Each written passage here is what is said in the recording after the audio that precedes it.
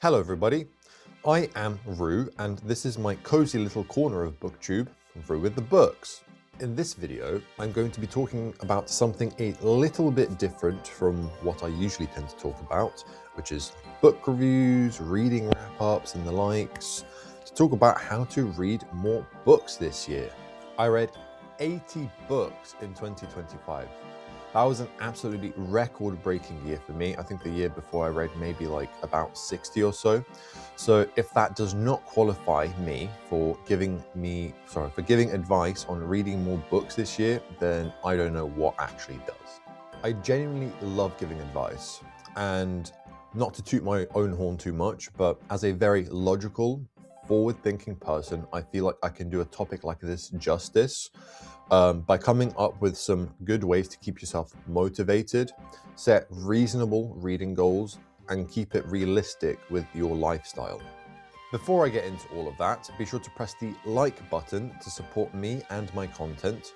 I work hard to get these videos out once a week, and with a little bit of team effort, you can really help me out with pushing my content to other people in the algorithm. So I'd really appreciate it if you could take a second just to do that. If you'd like to see more Booktube content, go ahead and press the subscribe button too, so I can hang around in your subscription feed and give you a little nice place to return to. Now, without further ado, let's get into how to read more books in 2026 and whatever other years you wish to read more books in. Let's begin with a simple question. Why do you want to read more? I think this is an important question to answer now, and it's a great question because there are dozens, possibly hundreds of different answers that you could come up with that will help steer you towards the kinds of books that will excite you and keep you wanting to read. It's also an interesting question because it can change over time. So the reason that you may want to read more books this year might be different to next year, or might be different in a few months. And that's because as you read more books, your interests will change because you start kind of narrowing down what you like in books and what you kind of hope to gain from them. As you read more books, your interests will change, your goals will change, and the fundamental reason as to why you want to keep reading more books will change. The exact reason as to why you want to keep reading books will change over the course of months, years, etc. You get the point. Let me talk about myself for just a moment. When I got into reading, I got sucked into whatever young adult series I would come across that had a captivating blurb. So shout out to Spellslinger by Sebastian de Castell, Darker Shades of Magic by V.E. Schwab, and Inheritance Games by Jennifer Lynn Barnes for getting me really hooked into reading. I was reading mainly as a form of escapism and to just stimulate my brain. Now, young adults and brain stimulation may be worlds apart, but it did do the trick for me and kind of helped me get my first steps through the door into this hobby. A couple years later on with my reading, I'm being a little bit more picky and choosy with what I am reading, aiming to explore big fantasy series, read more works from notable authors, as well as personal favorites, or pick up the occasional classic here and there. So really, the reasons I'm reading haven't changed that much. I'm still reading because I enjoy it as a form of escapism, but I am a little bit more focused on what I'm choosing to help me experience that. For example, last year I decided to read Mistborn Era 1 by Brandon Sanderson because in my reading journey, I wanted 2025 to be the year that I read my first Cosmere sub-series. Now, your experience or your reason might be completely different to mine. Just as a quick brainstorm, you might make it your goal in 2026 to read more because reading to become more educated in various topics such as history, politics, science might be your thing. You might want to read whatever a friend recommends so you have something to talk about and have something in common. You might want to join a reading community to have a whole group of people to talk about your hobby with. A family member maybe has left you with a lot of books to read and you're like, oh, how do I get the time? How do I get into these 10s, 20s, whatever, however many books there is to actually read. You might want to spend less time on your phone or kind of doom scrolling or on TikTok or just brain rot less. And you might just want to read more because reading is fun and you enjoy it, and that is also a perfectly valid reason. So, I want you to answer this question to anchor your resolve to read more and give you a reason to pick up that book on the bedside table. Step number 2 in reading more is to consider your lifestyle. We all have different schedules. You know, everyone's lives move at different paces. If you're a doctor, you literally might have just an hour a week to read, versus if you kind of work in retail and catering, your shift patterns are going to be so different and strange, but you'll have a lot more time. So if you want to read more, it's really important to consider what your situation is, where your pockets of free time are in the day or the week, etc. So, personally, I wake up and read for 30 minutes every day before I get out of bed. Then, I don't tend to read that much at all throughout the day until I get into bed. And at that point, I tend to read for about 1 to 2 hours, and I found that that really works well for me. Reading every day definitely won't help everyone because not everyone has time every day to read. However, if you do have a little bit of spare time every day, then try it out for maybe a few days or a week and see how it goes. If it doesn't work for you, that's okay. I feel like if you commit to doing something every day, it can easily become a chore, leading to burnout and a can't be bothered mentality. So if you have the time, you should see if it works for you and if it works with your psychology, and decide if you want to continue with that kind of path after a little trial. Also, if you do try it, you can mess around with how long you want to read every day before you put the book down. So for some people that might be half an hour, for some people that might be an hour. If you're like me, you can even go as far as reading 2 hours a day before you decide to do something else or go to bed or whatever. So that's a possible option for reading more, and it really depends on you as a person and how you approach your day, whether it really helps to relax you before bed or gets you kind of up and going in the morning. So yeah, that's possible if you're into that kind of thing. If you don't want to opt for the read every day route, then by considering what your typical weekly schedule is, you could try to pick out a few pockets of free time in your week where you opt to do reading instead of another activity. It may help to start by setting a certain number of hours you want to read in a week, or even maybe a specific number of pages. I remember Jack Edwards has previously said that the number of pages you read in a day on average is a great way of setting your annual reading goal. So if you say maybe in a week you read 100 pages, divide that by 7, and that can be a good way to set your annual reading goal. Just as quick maths, 100 divided by 7 is probably about 18. So maybe 18 or so books in a year could be manageable for you. So you can kind of work with that to set a goal. I'm going to talk later about why I don't think setting a number of books is the most productive way to read more.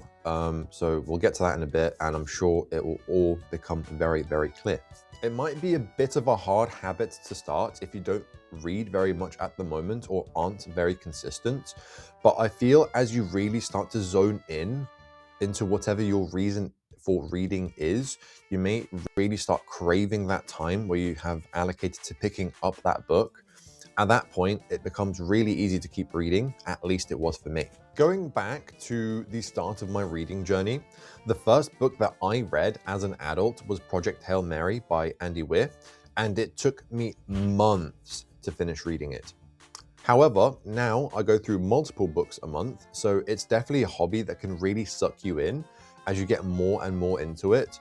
And even so, especially as you become part of the reading community or follow certain Booktube channels and just become part of the subculture, you follow your Reddit, you have like Facebook pages, whatever. If you find that niche little community or somewhere that you can talk to other people about books with, it becomes really, really fun. And Goodreads is a really good way of doing that because it's like almost like the community hub of people reading. Everyone sets up their like little blog and stuff.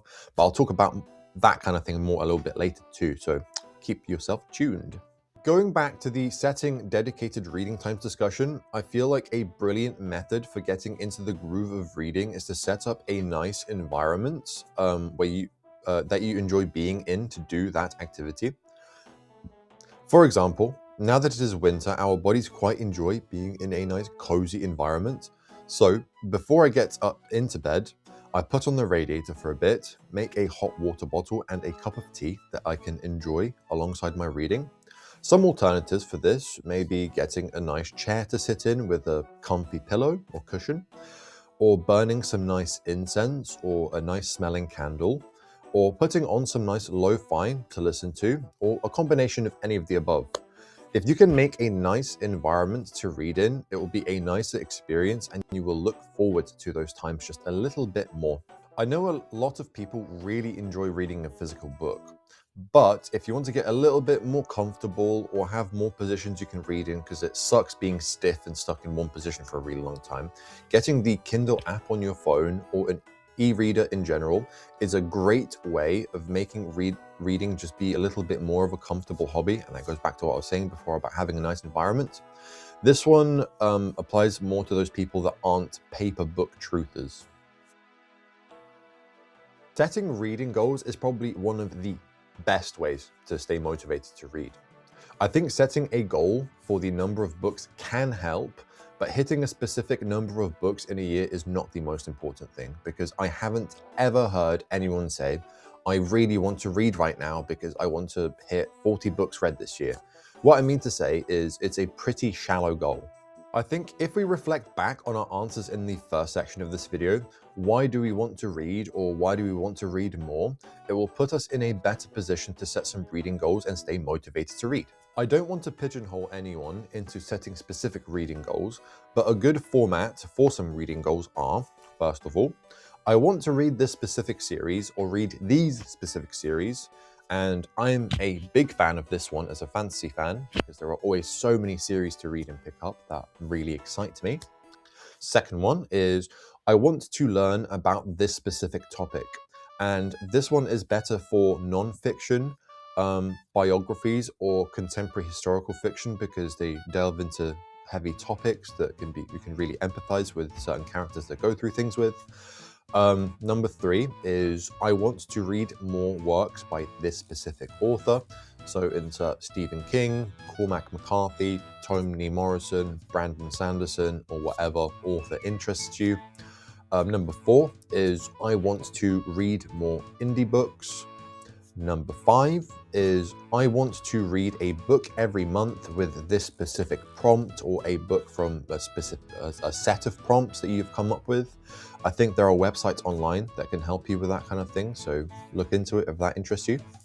What am I at? Number six, I want to read more award-winning books, and shout out to my girlfriend who is doing this one at the moment. She's got like Hugo, Nebula, Booker, Pulitzer, those kinds of awards, and she's reading the 5 most recent books from each of those kinds of things. So if you want to get into like the literary kind of thing, that's a cool one to go for.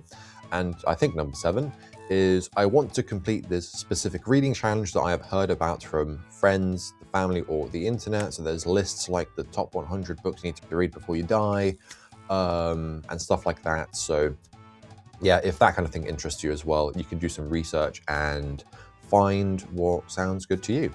I hope that you appreciate now what I mean by setting a number is a pretty arbitrary and shallow goal. There are definitely goals you can set which will keep you far more motivated to read. If at any point you are reading a book that doesn't interest you, then you can pick up another one to work towards a goal and keep yourself motivated to read more. I also think that it is important to not set a goal that is going to take too long in a short space of time. For example, if your goal in 2026 is to read all of the Wheel of Time books, and there's like, what, 12, 13 of those, and they're quite long, you're probably going to get burnt out at some point. So, to counter this, I suggest picking up another goal that is going to mix up the genres or authors or whatever you like, just to get a bit of diversity in your reading and not have you like in the same mood or vibe or headspace for too long of a time. Maybe if your goal is to read a set of really heavy books, pick up something light. Or if your goal is to read all of the fantasy books by specific author, pick up some horror books or crime books or mysteries, something that can grip you and bring you out of that and just really switch things up a little bit. I think that really, really works, and this is one that I use all the time. So when I read a lot of fantasy books, I will tend to pick up something just a little bit different, or because fantasy books tend to be so long, I'll pick up something a little bit short just to reset myself and keep myself excited to read something new. So my next recommendation is to set up a blog or a reading journal. I suggest giving yourself a space that you can use to reflect on and write about books that you are currently reading or have recently read. Whether you start a blog on a website such as Goodreads, Tumblr, or Storygraph, or create a Booktube channel, or even just get a little physical journal that you can like scribble your notes in, that works too. If you opt for the digital route, this is a fantastic way to meet other people who are into the same hobby as you and make some friends out of it. Incentivizing reading by having other people to talk about it with is such a great way to keep wanting to read, because we humans are social creatures. And reading by itself is quite an isolating hobby, so just having that thing to lean back on that you can talk to other people about whatever you have read is really, really cool and just adds to the experience a little bit. Either way, whether you choose physical or digital, this blog, channel, or journal will now be a lovely space for you to be as creative as you would like in terms of writing about books. You can pull quotes you like, draw silly doodles, write paragraphs about anything that makes you think on the themes, write about what you liked about this book, what you didn't like about the book, or even maybe make predictions about what is going to happen. And that's cool because you can then reflect back like 50% later whether this prediction ends up being true. I think the brilliant thing about a blog, channel, or journal is that you get to track your reading. In terms of the books, the authors, the series, find out what you like and don't like in books, whether you are a character or plot-focused reader, and so on and so forth. You can do whatever you like on this space, and it feels like a little reward to get to write in this space that you have set up or post in it as you progress with your reading goals. In addition to all that I've mentioned before, there are some brilliant organizational tools out there that are free to use, such as Notion or Obsidian, and there's probably a handful more that you can choose from that you can use to track and organize your reading. For example, I use Obsidian, which is an open source kind of thing, a bit like Notion, but whatever. And I have a page dedicated on there to all of the series that I have currently read, I'm currently reading, and maybe I have caught up to, but they are still in progress. And I also have another page dedicated to what I'm currently reading, as well as what I plan to read soon. So I'm currently reading in a TBR section. I also have another page dedicated to my reading goals for the year, so I can tick them off as I go along. And the great thing about a little checklist is once you tick something off or scratch it out, it's like a little dopamine hit. You get to actually physically see your progress now and throughout the year. So it just adds a little bit to that excitement of reading, because you get a little reward at the end of finishing a book or a series or whatever. So earlier in this video, I mentioned that if your goal is very specific and likely to take too long, you might get burnt out. Now, the library is an absolutely fantastic resource for avoiding reading burnout, because there will be hundreds or thousands of books outside of whatever your reading goal is, with different genres, different authors, just something to be able to completely shake up what you're currently reading and just give you something different to enjoy. I am quite a goal-orientated person, so I love chugging away at my reading goals, but going to the library, reading through the blurbs, and picking something up as a mood read is always really fun and a therapeutic experience, especially since libraries are pretty quiet social areas, so you get to kind of enjoy the ambiance and the mood and the lighting and get to smell all those books and everything. So yeah, there you go. Libraries are actually surprisingly good in terms of the books that you can find too. Most libraries will have classics, loads of books by very popular and famous authors, and new books actually get sent in surprisingly quick. I remember being shocked that The Devils by Joe Abercrombie was in the library like a month or two after release. Another great thing about libraries is that their stock gets rotated quite frequently. So if you go to check it out every month or two, there'll be plenty of new books to choose from. At least this is the case for my local library in the UK. Libraries also stock multiple books or of practically every genre that exists, so it's always easy to find something that isn't what you would typically read to help avoid burnout. Since when you borrow a book out of the library, you are given a certain amount of time until you need to give it back, there is inherently a certain amount of pressure to actually read whatever you take out, and it's up to you really. For some people, that extra pressure helps to get through like goals or deadlines. And as it will force you to read whatever you borrow, it will definitely help you out to read a little bit more in 2026. So, my final piece of advice on reading more is to take a break when you need one, or switch up whatever you are reading, because life is too short to read a book you are not in the mood for. If you have consistently read for a few months and all of a sudden you're not getting as much enjoyment from reading or aren't as motivated to read as you were a few months ago, just take a break for a while. There are so many things on this planet that you can spend your time doing, and variety is the spice of life. So if you're getting burnt out, just take that deserved break for a little bit and you will return with so much more vigor, and you'll become motivated to read again. You'll be like, oh, I've not read this book in a while, or damn, I missed this author's prose, or things like that, and you'll really just become so keen to get back into those pages, I promise. Honey is sweeter when you haven't tasted it for a while, and the same applies to reading. When you get that itch to read further down the line and you come back, you might pick up that next 5-star read and enjoy it more than ever. Thank you for watching this video. If you have made it this far, I hope that you fulfill all of your reading goals this year. I have fallen in love with reading as a hobby, and so I hope that this video inspires you to put aside some time, set some reading goals, and get stuck in with reading those books that you have been wanting to read for a while. Reading is such a fantastic hobby where you literally never run out of books to read. So as you get into and discover what you like, it opens up new doors and new avenues in regards to what to read next. So it's so easy to always stay excited about reading. If you like reading books from authors that are still alive, then every once in a while, one of those authors will release a new book, and then you will have something to read with the community of that author's fans at the time of release. So it's always really exciting when that happens, because you get to join in with the discussion as everyone is discussing these things, theorizing about what's going to happen, talking about different characters, plot threads, plot twists. It is just so fantastic when that happens. If you've enjoyed this video, or it has inspired you to read more, or given you some good ways of achieving your reading goals and reading more in 2026, then please press the like button. It would mean so much to me, because every like, every comment, every bit of engagement helps so much in terms of spreading my content to other people.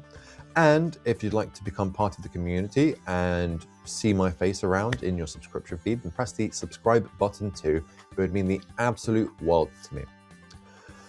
Yeah, I would also love to hear what reading goals you are wanting to set this year, what books you have recently read, or what you're currently reading. So chuck that down in the comment section below. I reply to all of my comments, so I would absolutely love to have a chat with you. I have a Goodreads, Instagram, and TikTok listed in the description below that you can go and check out if you would like to connect with me outside of YouTube and on other platforms. Anyway, that is all from me. Until next time, Root out.